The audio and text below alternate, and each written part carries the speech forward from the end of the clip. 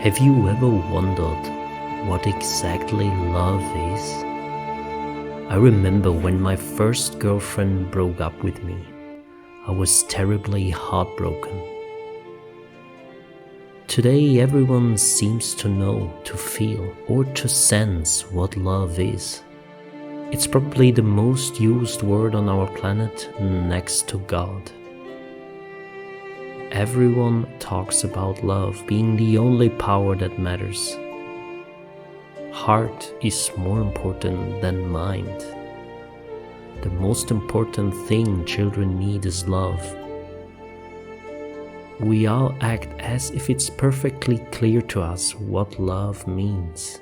But when we honestly ask ourselves what it is, what do we get? Neuroscientists, social psychologists, and evolutionary biologists are very interested in love in relationships.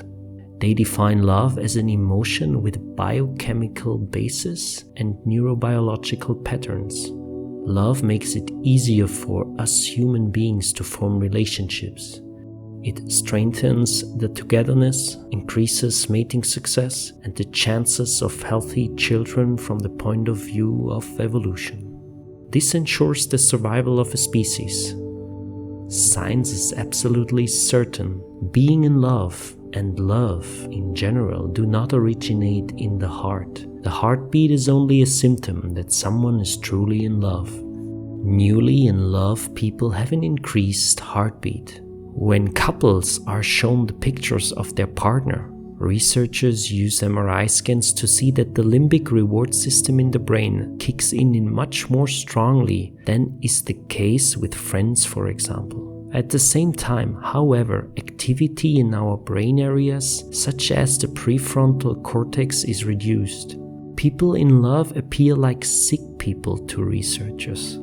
Passionate love produces states in the body and especially in the brain that resemble addiction. Messenger substances such as the happiness hormone dopamine flood our think organ.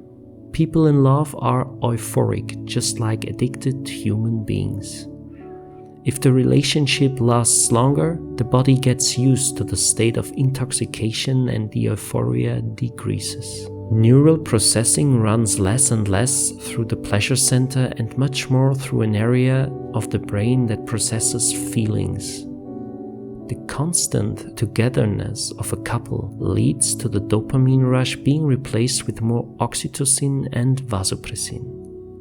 Blind infatuation turns into a more mature relationship, and this can also be detected in the brain and the body. Modern science sees love as an evolutionary tool for a species to survive and to preserve. But how can we explain the great deeds of love of Gandhi, Mandela, or Jesus, all the important people that made history? Why is love such an important topic in all spiritual teachings? Christ said, "Love your neighbor as yourself." The most important lesson from all spiritual teaching is love is fundamentally connected with giving. The Greek philosopher Plato illustrated how love rises through 3 stages to its highest form. Sensual love is the lowest stage. The passionate desire of the beloved being is connected with the wish to be loved oneself. This form of love is the expression of the soul of sensation. On the next higher level is philia, the love of friends. It is based on mutual appreciation and mutual understanding. It is rooted in the soul of understanding. The highest form is agape, selflessly promoting love. It is pure love of neighbor which can grow to love of enemy. It is directed without self-interest to the welfare of the beloved being.